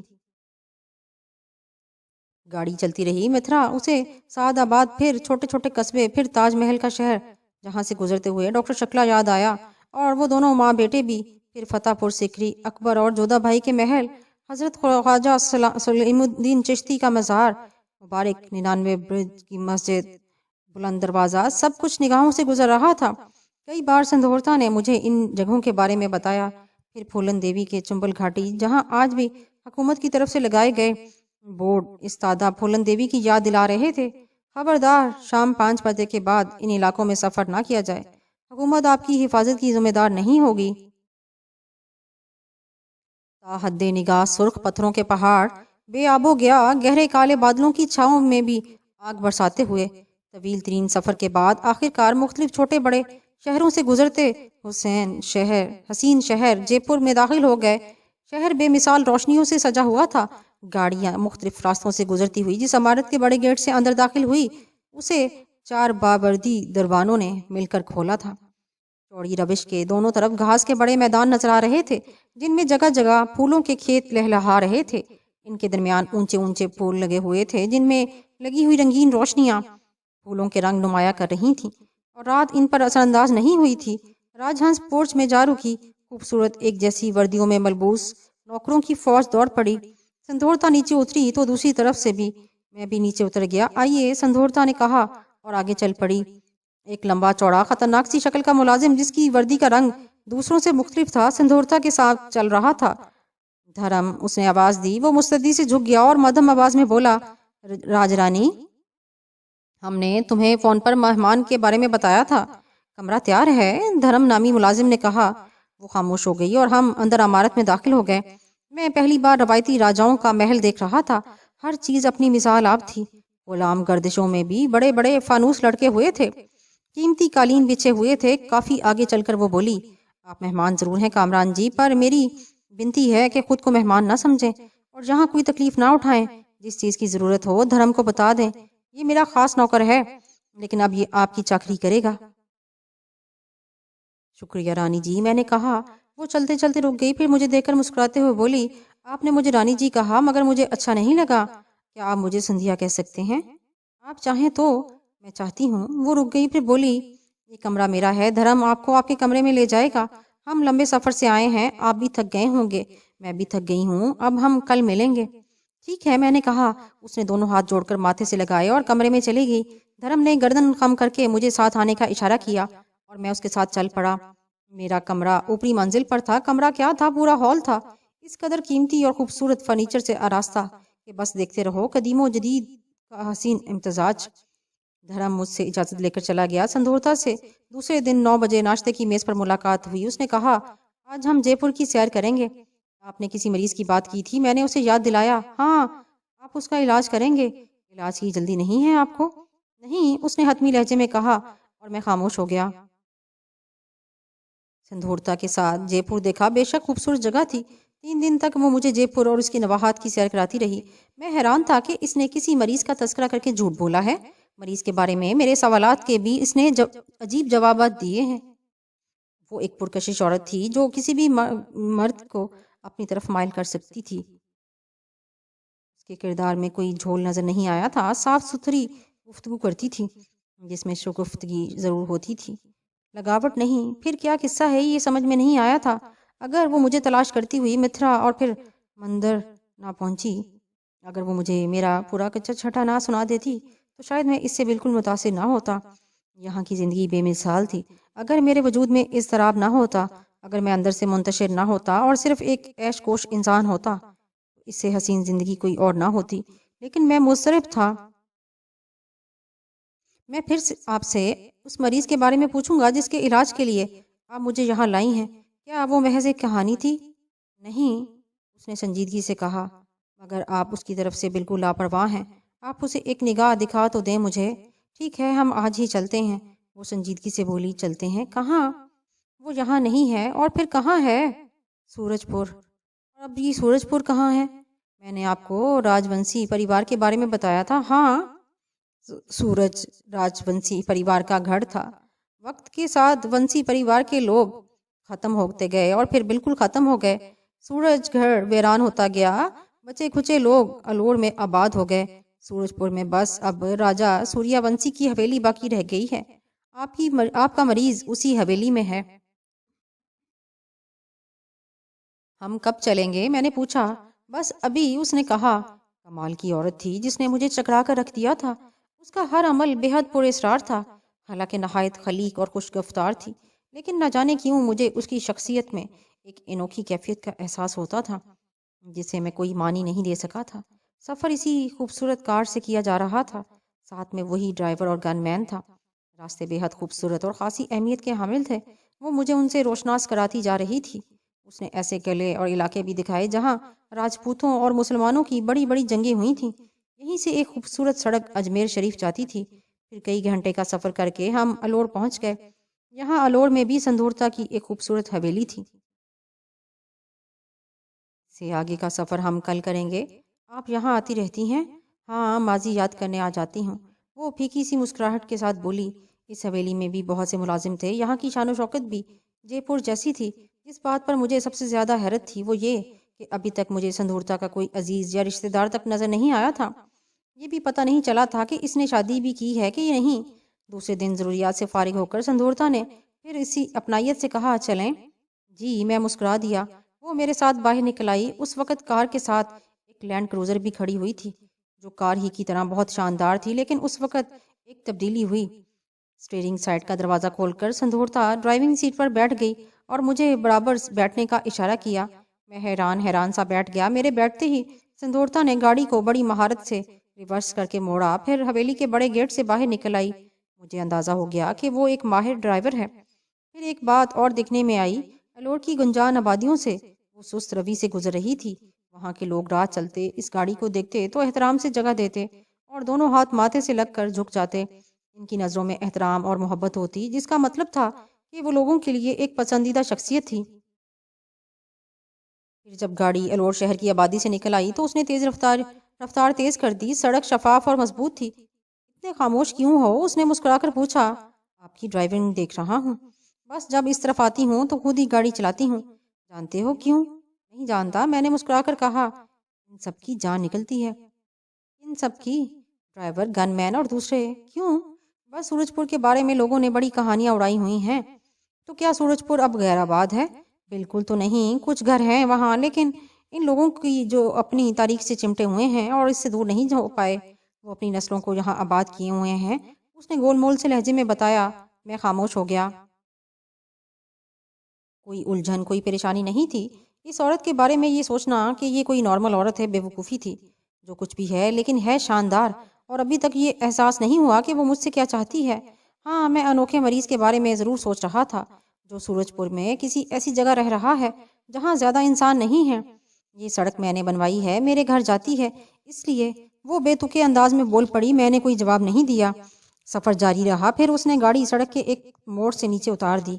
अब लैंड क्रूजर इंसानी कद से भी ऊंची झाड़ियों के बीच से गुजर रही थी, लेकिन यहाँ भी पुख्ता और शफाफ सड़कें थीं। मैंने गौर से उन झाड़ियों को देखा। मैंने कहा, ये ज़मीन आपकी है? सारा सूरजपुर ही मेरा है। उसने यहाँ काश्त क्यों नहीं कराई? बस मैं बता चुकी, यहाँ कोई नहीं आता। मैं यही पूछना चाहता था। ये झाड़ियाँ बहुत ऊंची और बेतरतीब हैं, लेकिन सड़क पर नहीं फैली हुई, जबकि मेरे ख्याल में इन्हें पूरी सड़क पर फैल जाना चाहिए था। वो तारीफी अंदाज में मुझे देखने लगी, फिर बोली, काफी गहराई में सोच लेते हैं। एक आम सी बात है। आम नहीं है। मैंने बताया था कि कुछ लोग यहाँ रहते हैं जिन्होंने तारीख से रिश्ता जोड़ रखा है और वो इस इलाके से खौफजदा नहीं। हाँ, बताया था। यहाँ इन्हें कुछ जिम्मेदारियां सौंप दी गई हैं जिन्हें वो पूरा करते हैं, जिनमें इस सड़क को झाड़ियों से पाक रहने की जिम्मेदारी भी है। दूर से किसी सलखुर्दा इमारत के बड़े बड़े ब्रिज नजर आ रहे थे। मुझे अंदाजा हो गया कि हम सूरजपुर आ गए हैं। वो ब्रिज राजवंशी के महल के हैं। मेरे अंदर अंदाजा एकदम ठीक निकला। थोड़ी ही देर के बाद एक अजीमुशान इमारत नजर आने लगी। यहाँ आते हुए मैंने किसी भी इंसान को नहीं देखा था, बल्कि किसी भी इंसान की कोई झलक भी नजर नहीं आई थी। एक अजीब सा मोटी से फौलादी कुंडे से कोई 1 फुट का ताला एक चौबी दरवाजे में लगा हुआ था। सिंदूरता ने गाड़ी वहीं रोक दी और फिर उसने उसके डैशबोर्ड से चाबियों का एक गुच्छा निकाला। ये चाबियां भी 4-4, 5-5 इंच की थीं। वो नीचे उतरी और दरवाजे के पीछे पास पहुंच गई और फिर उसने ताला खोला और दरवाजे को अंदर धकेलने लगी। दरवाज़ा बेआवाज़ खुल गया। वो वापस गाड़ी में आ बैठी। गाड़ी अंदर दाखिल हो गई, लेकिन दरवाजे की दूसरी तरफ जाकर उसने उसे फिर रोक दिया और वो नीचे उतरने का इरादा कर ही रही थी कि मैं नीचे कूद गया। मैं बंद किए देता हूँ। वो मुस्कुराकर रुक गई। मेरा ख्याल था कि फाटक बंद करने में काफ़ी ताकत सर्फ करनी होगी, लेकिन वो इतना रवां था कि आसानी से बंद हो गया। मैंने उसे बंद करके अंदर से कुंडी लगा दी और गाड़ी में आ बैठा। गाड़ी स्टार्ट थी। उसने उसे आगे बढ़ा दिया। अब मैंने उसके महल की वो सतें देखी। कमाल की इमारत थी। सबसे बड़ी बात यह थी कि इसे इस तरह रखा गया था जैसे रोजाना इसकी सफाई होती हो। कहीं से पता नहीं चलता था कि ये गैर आबाद है, लेकिन अपनी आंखों से देखा था कि इसका ताला संधोरता ने खुद खोला था। वो बता चुकी थी कि बाहर के लोग यहाँ नहीं आते। जिन लोगों के बारे में उसने कहा था कि वो यहाँ आबाद हैं और उसने उन्हें कुछ जिम्मेदारियां सौंप दी हैं, तो मुमकिन है वही यहाँ आकर सफाई सुथराई भी करते हों और फिर वापस चले जाते हों। लेकिन यहाँ तक आते हुए इनका भी कोई निशान नहीं नजर आया था। गर्ज ये कि अब सब कुछ बेहद पुरअसरार था। मैंने महसूस की बात की थी कि किसी भी नई और हैरतनाक बात पर वो मेरे चेहरे पर हैरत का तासुर तलाश करती थी और उसे ना पाकर शायद मायूस हो जाती थी। लैंड क्रूजर सदर गेट के पास रुकी और वो नीचे उतर आई। फिर हम अंदर दाखिल हो गए। ये है मेरे माजी की कहानी। इस महल में मेरी कई नस्लों ने जिंदगी गुजारी। कई नस्लों ने? हाँ, लेकिन ये इमारत इतनी पुरानी नहीं। बहुत पुरानी है। सूरजपुर वेद, गीता और रामायण में मिलता है। ये महाभारत के दौर का शहर है और ये इमारत उस दौर की है। कई राजाओं ने इसे नए नए रूप दिए हैं। मैंने इसे बिल्कुल बदल दिया है। हाँ, इसकी बैरूनी शक्ल कोई चाहे भी तो नहीं बदल सकता। ये सच भी था। बाहर से ये कोई कदीम तारीखी इमारत नजर आ रही थी, लेकिन अंदर से काफी जदीद थी। वो मेरे साथ एक कमरे में दाखिल हो गई और बोली, आप इस कमरे में आराम करें, मैं जरा आपके मरीज से मिल आऊं, देखूं किस हाल में है। ओके, ठीक है, मैंने जवाब दिया और कमरे से बाहर निकल गई। मैंने कमरे का जायजा लिया और फिर इस मसहरी की तरफ बढ़ गया। इसके पाए चांदी के थे। कभी कभी अपनी तकदीर पर नाज करने को दिल चाहता था। कोई इंसान करोड़ों की दौलत खर्च करके सारी उम्र भी इतने अजीब अजीब मनाजर नहीं दे सकता जितने मैंने मुख्तसर अरसे में देख लिए थे। फिर मैं इस अजब मरीज के बारे में सोचने लगा। पता नहीं किस तरह का मरीज है, क्या बीमारी है इसे, और संधूरता ने इसे इस वीरान महल में क्यों और किसके सहारे छोड़ रखा है। इसे खाने पीने के लिए कौन देता है, इसकी तीमारदारी कौन करता है, या फिर मुमकिन है वो खुद चलता फिरता हो। अचानक मैंने महसूस किया कि संधूरता के सामने मेरी शख्सियत कुछ हल्की पड़ रही है। बेशक वो एक बेहद पुरअसरार किरदार है, अनोखी शख्सियत की हामिल, लेकिन मैं उससे मरूब क्यों हूँ? मुझे तो उससे भी ज्यादा पुरअसरार किरदार मिल चुके हैं। एक और बात जहन में आई। सिंधुरता कुछ भी है, लेकिन वो भूरिया चरण के बारे में कुछ नहीं जानती। कहीं से भी इसका शुबा नहीं मिलता था। अचानक मेरे जहन में एक खौफनाक धमाका हुआ।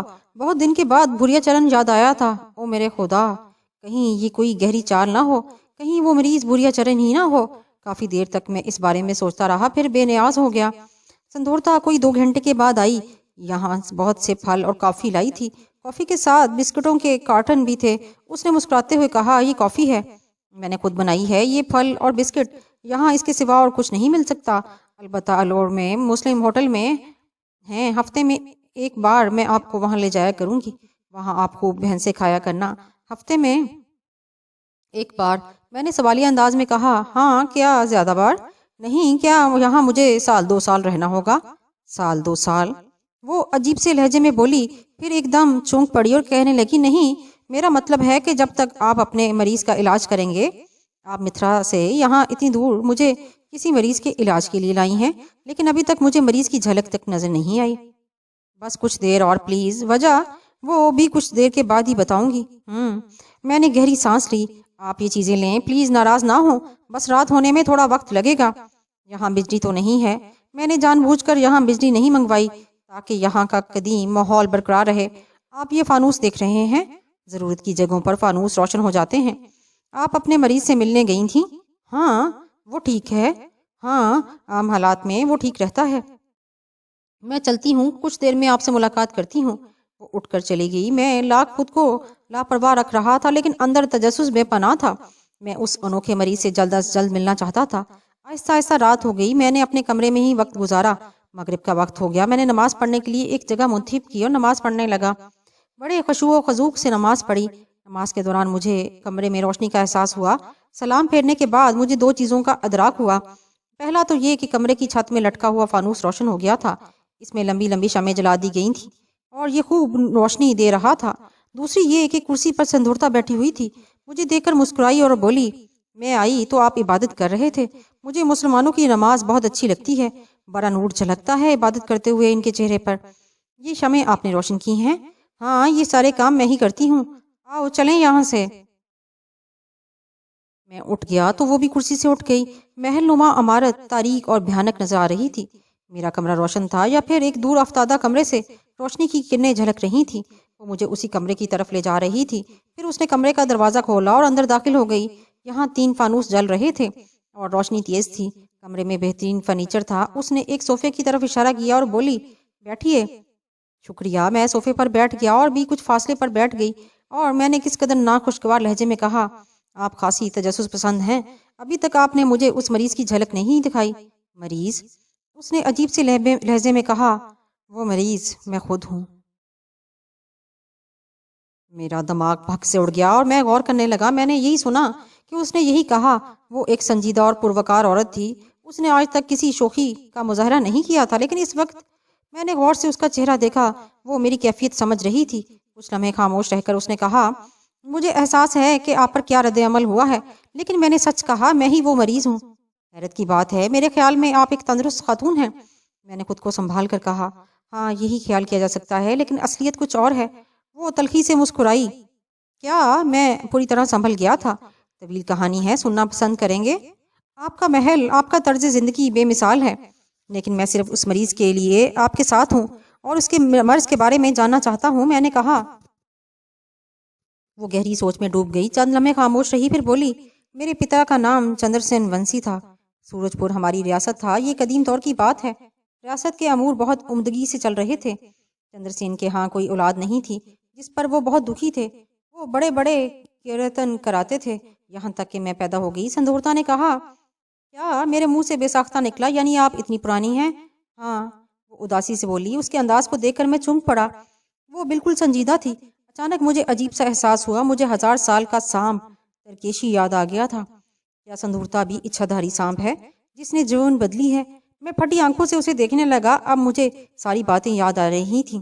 متھرا کے مندر میں اس نے مجھے میرے نام سے مخاطب کیا اور بتایا کہ وہ میرے لیے وہاں گئی تھی۔ اس کے بعد سے اب تک جو کچھ ہوا وہ غیر معمولی تھا، لیکن ایک ناگن مجھ سے کیا علاج کرانا چاہتی ہے؟ وہ پھر میری طرف متوجہ ہو گئی۔ غالباً اس دوران اس نے ماضی کے سارے نقش سمیٹ لیے تھے۔ میرا سوال نظر انداز کر کے اس نے کہا، پتہ نہیں کیسی منتوں مرادوں سے میں پیدا ہوئی تھی، کیونکہ میں عام بچوں سے مختلف تھی۔ مختصر یہ کہ میں جوان ہو گئی۔ چندر سین کے ہاں اس کے بعد کوئی اولاد نہیں ہوئی، اس لیے میں پورے پریوار کی بے حد لاڈلی تھی۔ میں نے ایک بار کچھ سادھو سنتوں کو دیکھا اور اسی وقت سے میرے دل میں پراسرار علوم سیکھنے کی خواہش پیدا ہوئی۔ میں ایسے لوگوں کی تلاش میں لگ گئی جو پراسرار علوم کے ماہر ہوں۔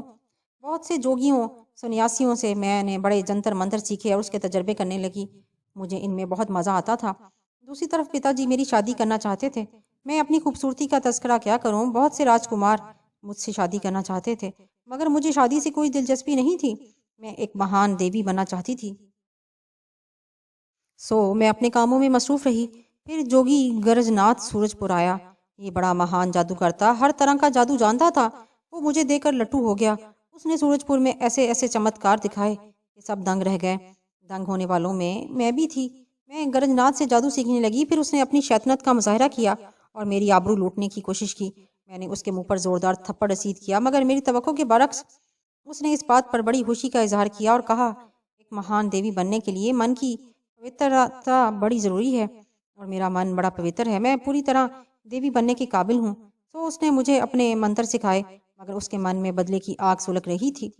ایک رات جو اماوس کی رات تھی اور سنسار کا کالا ہو رہا تھا، اس نے مجھے ایک بڑا منتر سکھانے کے لیے بلایا۔ منتر سکھانے سے پہلے اس نے مجھے ایک گلاس میں کوئی چیز پینے کو دی۔ اس نے بتایا کہ یہ سوم رس ہے، اس کے پینے سے مجھے لمبا جیون مل جائے گا، جو 100 برس کا بھی ہو سکتا ہے، 1000 برس کا بھی اور 10,000 برس کا بھی۔ مجھے یہ بات بڑی دلکش لگی، میں ہزاروں میں برس جی سکتی ہوں۔ میں نے رات کے اندھیرے میں سوم رس پی لیا۔ وہ عجیب سے ذائقہ کا تھا۔ 7 دن کے بعد جوگی گرج ناتھ نے مجھے اپنی شیطنت کے بارے میں بتایا۔ تو نے مجھے تھپڑ مارا تھا؟ دیکھ بدلہ لے لیا میں نے اس کا۔ گرو جی مہاراج، آپ کیا کہہ رہے ہیں؟ میں نے شدید حیرت سے کہا۔ آپ نے تو کہا تھا کہ جادو سیکھنے کے لیے پوترتا ضروری ہے۔ وہ ہنسا اور بولا، تو اور کیا کہتا، تجھے سبق سکھانا ضروری تھا؟ تو نے اس کی توہین کی تھی جس کے چرنوں میں بڑی بڑی رانیاں مہارانیاں سر جھکانے کو ترستی ہیں۔ جو سومرس میں نے تجھے پلایا وہ تجھے بڑا لمبا جیون دے گا، لیکن تیرا جیون ایسا ہوگا کہ اسے دنیا دیکھے گی۔ پھر وہ خاموشی سے سورج پور سے چلا گیا۔ مجھے کچھ نہ ہوا، لیکن پھر میرے اندر ایک عجیب بے کلی بے چینی جاگ اٹھی۔ میرا من کچھ چاہتا تھا، لیکن کیا، اس کا پتہ نہیں چلتا تھا۔ پھر میرے بدن میں درد رہنے لگا، میں بیمار ہو گئی، سخت چڑچڑی ہو گئی۔ کچھ کبھی مجھ پر دیوانگی کے دورے پڑنے لگے۔ ایک بار کسی نوکر نے میری مرضی کے خلاف کوئی بات کر دی، میں نے ایک وزنی گلدان اٹھا کر اس کے سر پر دے مارا۔ اس کا سر پھٹ گیا، وہ میرے بالکل قریب تھا۔ اس کے سر سے خون کا فوارہ بلند ہو کر میرے منہ پر پڑا اور اس کے کچھ قطرے میرے منہ میں چلے گئے۔ ان کا ذائقہ جانا پہچانا لگا۔ مجھے یاد آ گیا کہ یہ اسی سوم رس کا ذائقہ ہے جو مجھے جوگی گرت ناتھ نے پلایا تھا۔ اس کا مطلب ہے کہ اس نے مجھے انسانی خون پلایا تھا۔ میرا دل خراب ہوا، مگر مجھے یوں لگا جیسے مجھے سکون بھی ملا ہو۔ میرا دل چاہا کہ میں اس خون کے کچھ قطرے بھی چکھوں۔ میں نے اسی عمل کو بار بار دہرایا۔ مجھ پر ایک نشہ سا طاری ہو گیا۔ نوکر مر گیا۔ پتا جی نے صورتحال جان کر نوکر کی لاش ٹھکانے لگا دی۔ میں خود بھی بڑا دکھی تھی، لیکن کچھ دن کے لیے میری وہ بے چینی بے کلی دور ہو گئی تھی۔ گرجنات نے تھپڑ کا بہت خطرناک بدلہ لیا تھا۔ اب مجھ پر دورے پڑنے لگے، میں دیوانی ہو جاتی تھی۔ اس دیوانگی کے عالم میں آخر کار میں خون آشام ہو گئی۔ میں بہل سے باہر نکل جاتی اور کسی نہ کسی کا خون کر دیتی۔ آبادی میں خوف و ہراس پھیل گیا تھا۔ میرے بارے میں کوئی کچھ نہیں جانتا تھا۔ پھر پتا جی نے مجھ سے شادی کے بارے میں کہا تو میں تیار ہو گئی اور ہمارے پریوار کے ایک نوجوان سے میرا رشتہ پکا ہو گیا۔ اس کا نام سوریا تھا، سوریا ونسی۔ بڑے سندر جو جوان تھا۔ سہاگ رات میں مجھ پر جنون سوار ہو گیا اور میں نے اس کو قتل کر دیا۔ محل میں کوہرام مچ گیا۔ میں خود سوریا ونسی کی موت کے صدمے سے بے ہوش ہو گئی۔ کسی کا خیال میری طرف نہیں تھا۔ سب کسی نادیدہ خون آشام کے بارے میں سوچتے رہے۔ میں نے سورج پور کے بہت سے معصوم انسانوں کی جان لی تھی۔ سوریا ونسی میرے ہاتھوں ختم ہوا تھا۔ یہ صدمہ میرے لیے بہت بڑا تھا۔ لمبے عرصے میں اس کے لیے پاگل رہی۔ میں نے دل میں فیصلہ کیا کہ کچھ بھی ہو جائے میں اب انسانی خون سے ہاتھ نہیں رنگوں گی۔ لیکن میری حالت خراب ہونے لگی۔ میرے بدن میں درد بڑھنے لگا۔ یہ درد ناقابل برداشت ہونے لگا۔ میں اپنے روگ کی دوا جانتی تھی، مگر میرے دل میں میرا پتی زندہ تھا جس کے ساتھ میں سہاگ رات بھی نہیں منا سکی تھی۔ میں درد برداشت کرتی رہی۔ جوگی گرج ناتھ نے بہت برا کیا تھا میرے ساتھ۔ اس نے ایسا بدلہ لیا تھا اس تھپڑ کا کہ سنسار میں کسی نے کسی سے ایسا بدلہ نہ لیا ہو۔ میں نے اس کی تلاش کے لیے بڑے جتن کیے، مگر وہ مجھے نہیں ملا۔ آخر کار اس کے بدلے کے اصل نتائج ظاہر ہونے لگے۔ بدن کا درد ناقابل برداشت ہو گیا اور پھر میرے پورے جسم سے ہر وقت بدبودار پانی رسنے لگا۔ سب حیران تھے کہ یہ کیا ہو رہا ہے۔ پتا جی نے میرے علاج کے کیا کیا جتن نہیں کیے، لیکن مجھے کوئی افاقہ نہ ہوا۔ پھر یہ ہوا کہ مجھے چھپا دیا گیا اور وقت گزرتا گیا۔ پتا جی مر گئے اور میرے پریوار کا خاتمہ ہو گیا۔ میرا جسم گل کر پانی ہوتا گیا اور سب سے پوشیدہ رہنے لگی۔ صدیاں گزر گئیں، سب ختم ہو گیا، سورج پور ویران ہو گیا۔ مجھے اندازہ ہو گیا کہ میرا جیون لمبا ہو گیا۔ پتہ نہیں مجھے کب تک جینا ہوگا۔ میں نے جو پر اسرار علوم سیکھے تھے انہیں کبھی استعمال نہیں کیا تھا۔ بہت عرصے کے بعد میں نے ان پر غور کیا اور ان سے کام لینے لگی۔ مجھے ان سے بڑی مدد ملی اور انہی کی مدد سے اب میں آپ کو اس شکل میں نظر آ رہی ہوں۔ میں ایک انوکھی داستان سن رہا تھا، ایک ناقابل یقین داستان۔ حقیقت یہ ہے کہ مجھے ابھی تک اس پر یقین نہیں آیا تھا۔ میرے سامنے ایک خوش شکل خاتون بیٹھی مجھے ایک ناقابل یقین کہانی سنا رہی تھی۔ اس کا کہنا تھا کہ وہ صدیوں سے زندہ ہے اور خون آشام رہ چکی ہے۔ کیسے یقین کر لیتا؟ میں نے اس کی طرف دیکھا تو وہ مسکرا دی۔ کوئی یقین نہیں کرے گا، یہ بات میں اچھی طرح جانتی ہوں۔ آپ کے خاندان میں اب کوئی نہیں ہے۔ راج ونسی پریوار ختم نہیں ہوا۔ یہ ایک ذات ہے، لیکن ان میں میری پیڑھی کا کوئی نہیں۔ اس ذات کے لوگوں کو سورج پور کے بارے میں تو معلوم ہوگا۔ ہاں، وہ جانتے ہیں کہ کسی زمانے میں سورج پور آباد تھا، لیکن پھر وہاں بدروحوں کا بسیرا ہو گیا۔ بدروحوں کا بسیرا؟ میں نے سوالیہ انداز میں کہا۔ ہاں، وہ بدروح میں ہی تھی تو انسانوں کا خون پی جاتی تھی۔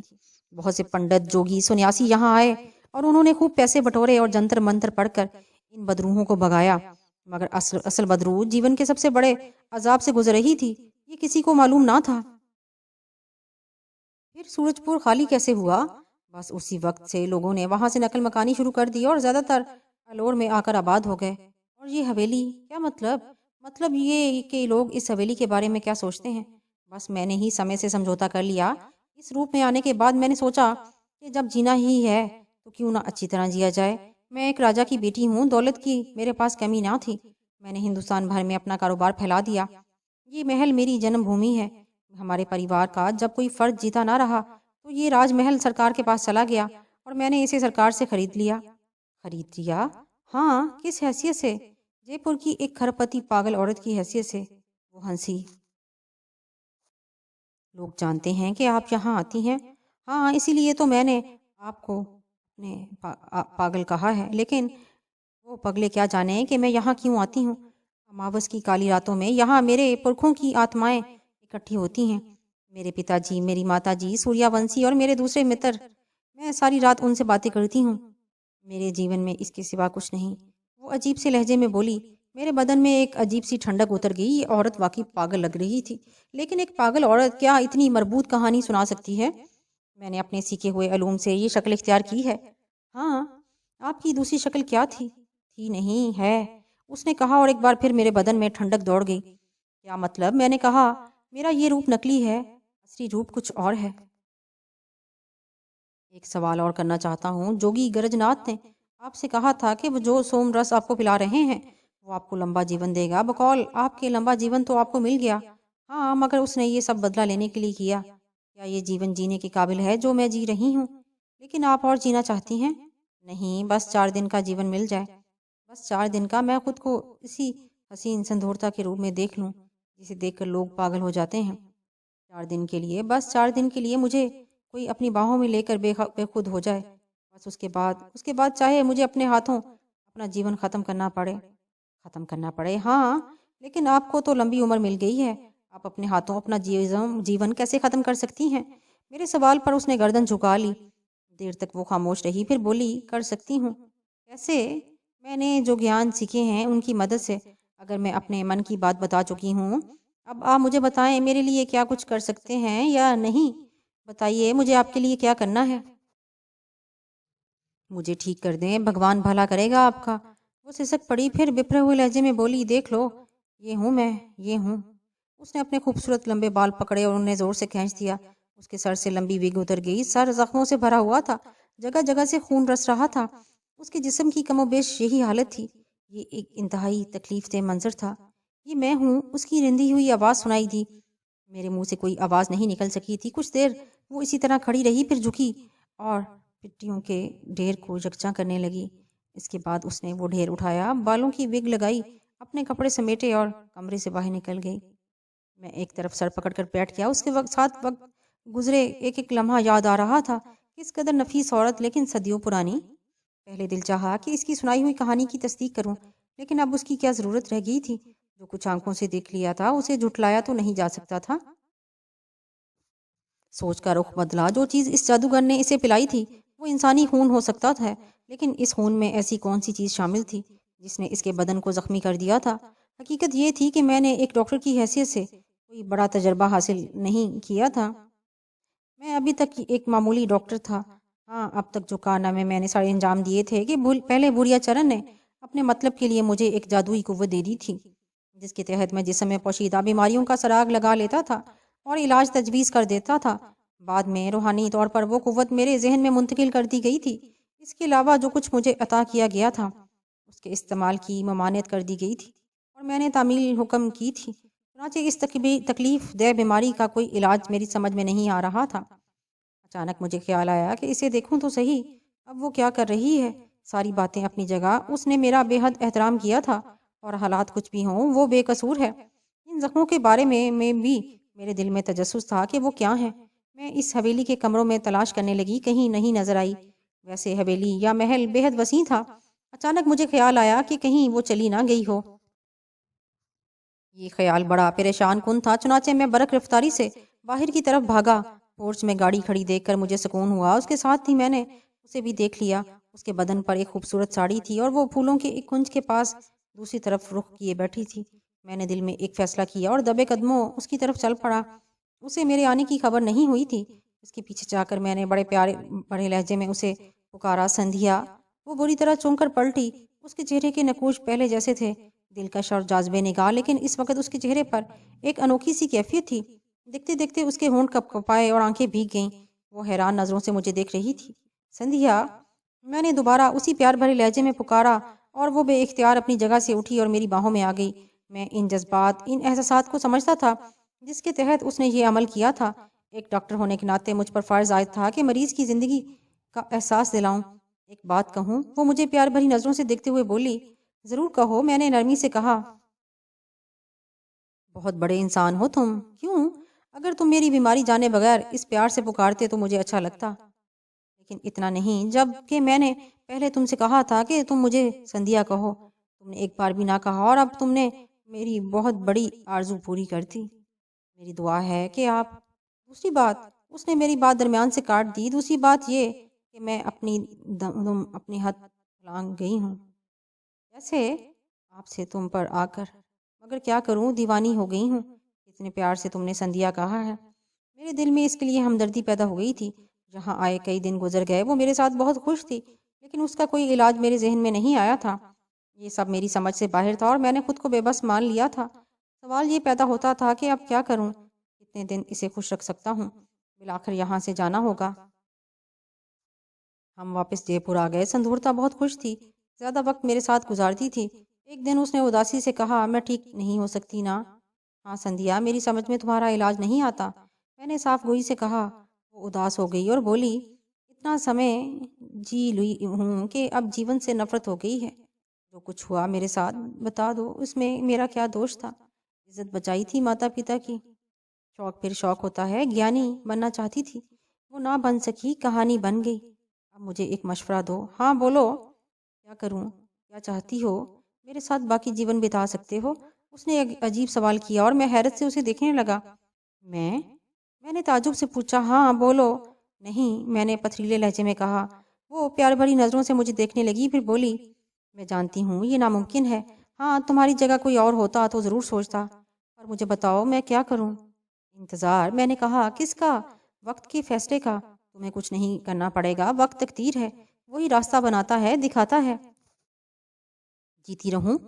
مر سکتی ہو، پتہ نہیں، وقت کو پتہ ہے۔ اچھا ایک بات بتاؤ، اس حالت میں آنے کے بعد کبھی جوگی گرج ناتھ کو تلاش کیا؟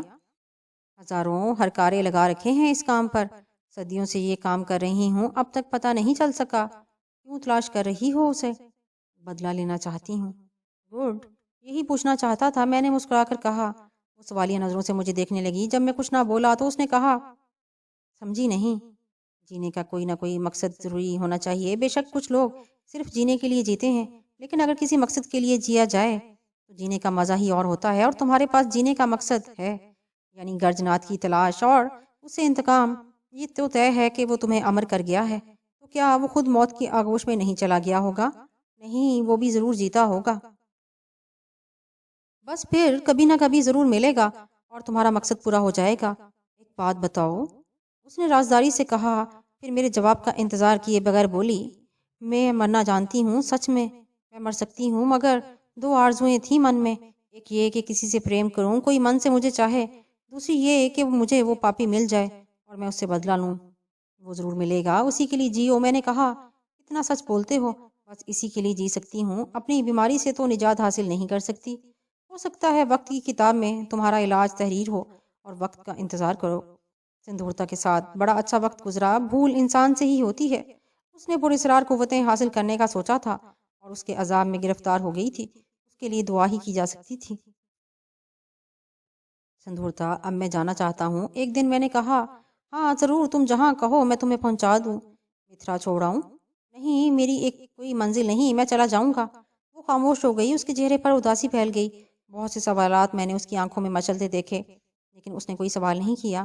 اس نے مجھے بہت سی پیشکشیں کی، لیکن میں نے شکریہ کے ساتھ انکار کر دیا۔ اس نے مجھے ایک بھاری رقم دینا چاہی، جسے میں نے تھوڑے سے پیسے رکھ لیا اور اس کے گھر سے نکل آیا۔ خوف کا کبھی میرے دل سے گزر نہیں ہوا تھا کہ میں گرفتار ہو جاؤں گا، مجھے موت کی سزا دے دی جائے گی۔ سچ یہ ہے کہ درویشوں نے مجھے ایسے الفاظ سے روشناس کرا دیا تھا جو سرمایہ حیات تھے۔ اتنا اعتماد دے دیا تھا مجھے ان الفاظ نے کہ نظریہ حیات ہی بدل گیا۔ وقت ہی تقدیر ہے، وقت پر بھروسہ کرو، تقدیر اس کے تابع ہے۔ جے پور ہندوستان کا خوبصورت شہر ہے، لیکن میں اس وقت اس کے حسن پر غور کیے بغیر چلا جا رہا تھا۔ پھر پھر ایک ایسی جگہ پہنچ گیا جہاں کئی بسیں کھڑی تھیں۔ بس ٹرمینل پر مختلف شہروں کو جانے والی بسیں موجود تھیں، جودھ پور، ٹونک، بیکانیر، اجمیر۔ ذہن میں دھماکہ ہوا، اجمیر خواجہ غریب نواز رحمۃ اللہ علیہ کی نگری۔ ٹکٹ خریدا، ایئر کنڈیشن بس میں جا بیٹھا، سوچتا رہا، بس چل پڑی۔ راجستھان کے مناظر میں کھو گیا جو منفرد تھے۔ سفر کٹتا رہا اور میں اجمیر شریف پہنچ گیا۔ مزار غریب نواز پر نگاہ پڑی اور یوں لگا جیسے بینائی 1000 گنا بڑھ گئی ہو۔ مزار کے قریب پہنچا ہی تھا کہ علاقائی لوگوں کا ایک گروہ درگاہ شریف کے احاطے میں داخل ہوا۔ سادگی میں پرکاری کی مثال کوئی بارات تھی۔ عورتیں اور مرد صاف ستھرے کپڑے پہنے ہوئے تھے، درمیان دلہا دلہن، بالی سی عمریں، سانولے سلونے رنگ، مخصوص راجستھانی لباس پھولوں سے لدے، خواجہ کی شان میں گیت گاتے آ رہے تھے۔ پتہ چلا کہ یہاں کے باشندے شادی کے فوراً بعد پہلے خواجہ صاحب کے حضور حاضری دینے آتے ہیں۔ ان لوگوں کے فارغ ہونے کے بعد مزار مبارک میں داخلے کا موقع نصیب ہوا۔ اندر زیادہ رش نہیں تھا۔ فاتحہ خوانی کے بعد باہر آ گیا اور آس پاس کے مقامات کی زیارت کرنے لگا۔ لنگر کی کمی نہیں تھی، میں نے پیٹ بھرا اور ایک گوشے میں جا پڑا۔ ذہن کو آزاد چھوڑ دیا، کوئی تردد نہیں تھا، لیکن نیند نہیں آ رہی تھی۔ کوئی 1 بجے کا وقت تھا کہ کسی نے کان کے بالکل قریب کہا، اٹھو میرے ساتھ آؤ۔ چونک کر دیکھا تو چند فٹ کے فاصلے پر ایک سیاہ پوش کو کھڑے پایا۔ جلدی سے اٹھ کر بیٹھ گیا اور غور سے اسے دیکھا۔ سر سے پاؤں تک سیاہ عبا میں ملبوس، چہرہ بھی ڈھکا ہوا تھا اور نقوش بالکل نظر نہیں آ رہے تھے۔ میں نے بمشکل کہا، مجھ سے کچھ کہا؟ ہاں آؤ، طلبی ہے، جواب ملا۔ ذہن کسی قدر نیند میں ڈوبا ہوا تھا، صحیح طور پر کچھ نہیں سوچ سکا، بس اٹھ کر سیاہ پوش کے پیچھے چل پڑا۔ طویل راستہ طے کر کے مزار شریف کے احاطے سے باہر نکل آیا۔ کچھ فاصلے پر تارا گڑھ کے پہاڑی ٹیلے نظر آ رہے تھے۔ انہی ٹیلوں کے دامن میں ایک مدھم سی روشنی نظر آ رہی تھی۔ میرے رہبر کا رخ اسی طرف تھا۔ کچھ دیر کے بعد ہم وہاں پہنچ گئے۔ ایک پرانا منظر یاد آ گیا جب اسی طرح کے درس میں پہلی بار شرکت کی تھی۔ یہاں بھی وہی ماحول تھا، لاتعداد افراد کالی چادروں سے لپٹے، چہرے ڈھکے، سر جھکائے بیٹھے تھے۔ درمیان میں ایک بڑا کانسی کا چراغ روشن تھا۔ میں بھی ایک گوشہ منتخب کر کے بیٹھ گیا۔ تب ایک سیاہ پوش نے کھڑے ہو کر سلام کیا۔ چاروں طرف سے جواب دیے گیا، جس میں میں بھی شامل تھا۔ پھر بسم اللہ شریف کے بعد کلام الہی کی ایک آیت تلاوت کی گئی۔ اس کے بعد حضرت خواجہ غریب نواز رحمۃ اللہ علیہ کے بارے میں توصیفی الفاظ کہے گئے۔ حضرت خواجہ غریب نواز رحمۃ اللہ علیہ کی ذات مبارکہ ہزاروں صفات کا مرکز ہے۔ آپ نے اس بے آب و گیا ریگستانی علاقے کو اپنا مسکن بنایا۔ اس میں گہرا رمز پنہاں تھا۔ اس کی وجہ یہاں کے بے حال اور بے مایہ لوگ تھے، جو زندگی کی بنیادی ضرورتوں، روٹی اور پانی تک سے محروم تھے۔ جان توڑ مشقت کے باوجود 2 وقت کی روٹی اور بدن پوشی کے لیے ان کے پاس کچھ نہ تھا۔ خواجہ غریب نواز نے تب اپنے مرشد پاک کے حکم سے اس سرزمین پر قدم رکھا اور اپنے بابرکت اقدامات سے ان لوگوں کو اپنی طرف راغب کیا۔ اس کے بعد کلام پاک کا ورد ہوا اور میں آنکھیں بند کیے اس محفل پاک میں شریک رہا۔ پھر کچھ خاموشی محسوس ہوئی اور میں نے آنکھیں کھول دیں۔ آنکھیں کھولتے ہی ایک دم دھک سے رہ گیا۔ ٹیلے کے دامن میں اب کوئی نہیں تھا، وہ چراغ بھی نہیں تھا جس کا مدھم اجالا پھیلا ہوا تھا۔ سب چلے گئے تھے، دل کو غم کا احساس ہوا۔ مجھے دعوت دی گئی تھی، رخصت بھی کر دیا جاتا تو کیا حرج تھا۔ خواجہ صاحب رحمۃ اللہ علیہ کی شان بیان کی گئی تھی تو ان کا مہمان ہی خیال کر لیا جاتا۔ یہاں سے جانے کو دل نہیں چاہ رہا تھا۔